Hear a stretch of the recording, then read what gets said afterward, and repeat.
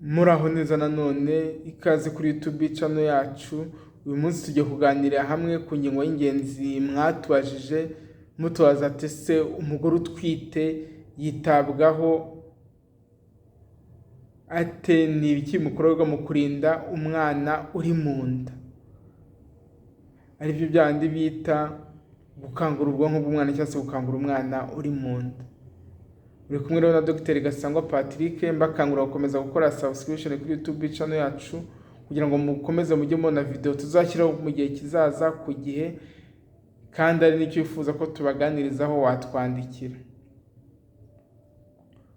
Uko rero umwana uri mu nda yitabwaho cyangwa se uko umugore yitabwaho utwite kugira ngo bifashe umwana uri mu nda bimurinde igwingira, bivuga ngo kuva ku gutwita ukwezi kwa mbere kugeza ku mezi 9 ntabwo ari ibintu byoroshye. Buriya abagore baravunika cyane niko twavuga.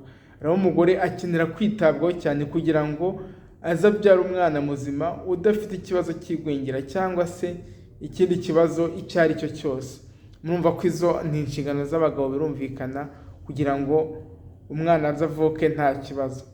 Rero umugore utwite asabwa kwipimisha nibura inshuro 4 mbere yo kubyara, ariko hari n'igihe ziyongera 6, 8 biterwa, cyangwa se umuntu agize ikibazo urumva ko za nshuro ziyongera.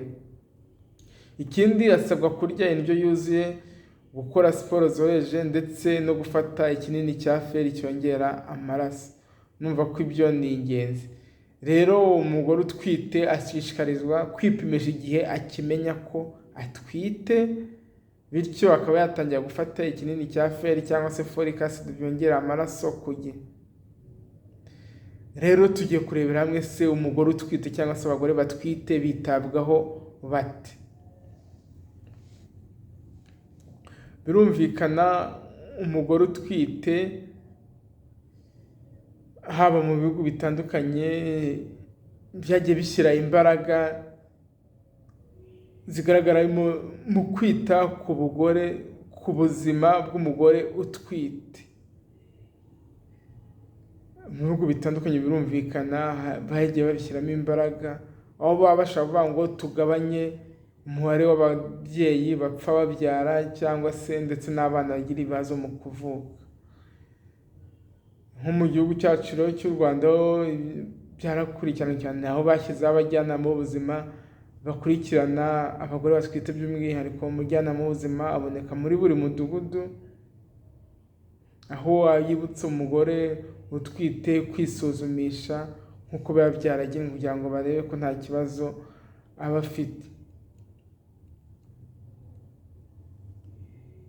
Ikindi rero umugore utwite aba agomba kumenya igihe azabyarira. Aba ari ingenzi kugira ngo umuntu abashe kwitegura. Mu myaka yashize cyangwa se mu myaka yabanje wasangaga ababyeyi bamwe na bamwe babyarira mu rugo bitewe n'uko babyaraga batabyiteguye. Ibi byagiraga ingaruka ku bana, kuko hari ubwo yabyaraga umwana ufite ikibazo ntamwiteho neza, cyangwa se umubyeyi akagira ibibazo abyara rimwe na rimwe bikanateza impfu za hato na hato. Ariko muri iki gihe umubyeyi utwite akurikiranwa cyane ku buryo nawe aba azi igihe azabyarira, cyangwa se nubwo biba bitari exact 100%, ariko aba ari agateganyo cyangwa se aba ari itariki uvuga ati nshobora kuzabyara kuri iyi tariki muri uku kwezi. Rero icyo bino bifasha umubyeyi bimufasha kwitegura neza, kubera ko iyo amenye mbere y'igihe biramufasha mu kwitegura, yaba ari ukugura imyenda y'umwana ndetse wenda niyo nawe azambara. Mbese buri kimwe cyose umubyeyi utwite aba akeneye aba ari ingenzi, kubera ko umugore waciye mu cyuma birumvikana bamubwira n'igitsina cy'umwana. Muzi ko video twashyizeho bereka igihe igitsina cy'umwana gishobora kubonekera n'uza ku byumweru 18, indi ifite ibyumweru 18 cyangwa se 20 hariya igitsina cy'umwana gishobora kuboneka. Icyo gihe rero nabyo kwimenya birafasha. Ikindi mugomba kumenya muri ino minsi imyumvire y'abagabo yarahindutse, ntabwo ari nka kera.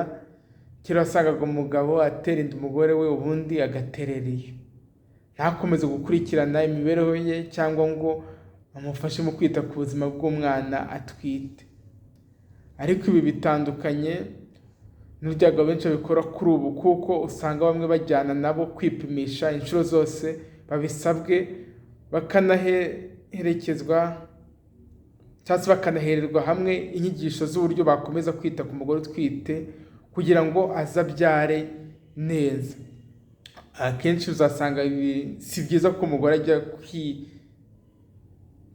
atwite ataherekejwe n'umugabo. Mu by'ukuri habaye nta mpamvu ifatika ituma umugabo atajyayo, yakaba yamuherekeza rwose, bifa motivasiyo y'umugore ku buryo nawe yumva ko ari uw'agaciro.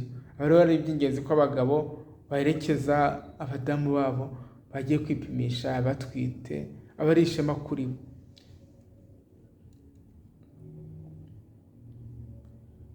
Rero rwose uzasanga abagore benshi bajyana n'abagabo kwipimisha, birafasha cyane.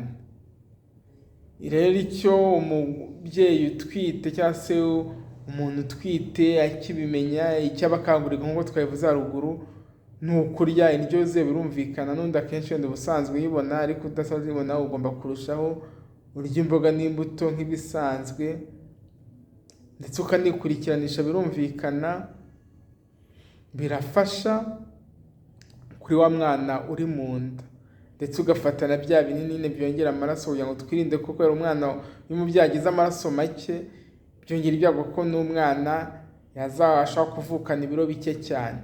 Rero birumvikana ko aba ari ingenzi ko biriya binini bya feri tubifata hakiri kare, ndetse na biriya bya folic acid tubifata hakiri kare, birafasha ku babyeyi batwite. Ibyo rero tuva byo gukangura ubwonko bw'umwana uri mu nda, ntabwo mu by'ukuri aba ari byiza ko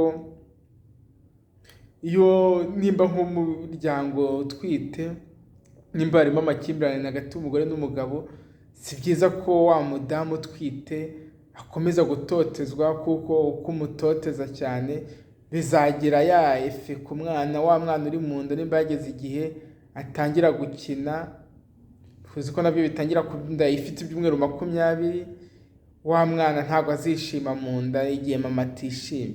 Niyo mpamvu dukangurira abagabo rero guharanira ko ababyeyi cyangwa se abadamu babo, nimba umudamu atwite agomba guhora yishimye. Nimba bamuhozaga ku nkeke cyangwa se mwanamukubitaga, nubwo bitakyemewe bitanakwiye no gukorwa muri iki gihe, ibyo ntibikwiye ku mudamu utwite. Rero ibyo birafasha mu gutuma wa mwana uri mu nda yishima, akazavuka nawe ari umwana utagira umunabi. Ikindi kandi nanone kiba kigomba gukorwa mu rwego rwo gukangura ubwonko bw'umwana. Baravuga ko umubyeyi w'umupapa cyangwa se yakabaye aririmbira wa mwana uri mu nda. Mu by'ukuri buriya amajwi aba abera hanze, wa mwana uri mu nda aba yumva. Niyo mpamvu kuba waririmba igihe ari byiza, bimufasha mu gukangura ubwonko bwe. Kuba wakorakora ku nda y'umubyeyi utwite n'umudamu wawe, nabyo birafasha mu gukangura bwa bwonko bw'umwana uri mu nda. Rero murumva ko ari ingenzi, abagabo cyangwa se namwe badamu mujye mubikangurira abagabo banyu, baririmbire umwana uri mu nda, kuko amajwi abera hanze arayumva, ndetse na za ntonganya za hato na hato zo mu rugo ntizakabaye zigikomeza igihe hari umudamu atwite, kugira ngo wa mwana akomeze kugira ibyishimo ndetse n'umunezero. Rero uko umubyeyi aririmbira umwana uri mu nda cyangwa se uko aririmbirwa, bikangura bwa bwonko bwe, bigafasha. Urumva ko rero ari ingenzi, twakomeza kubikangurira ababyeyi b'abapapa bakajya babikora, kuko bikangura ubwonko bw'umwana uri mu nda, bigatuma azavuka ari umwana ufite ubwenge, nimba ko navuga, ndetse utanagira n'umunabi. Ikindi nyine dukangurira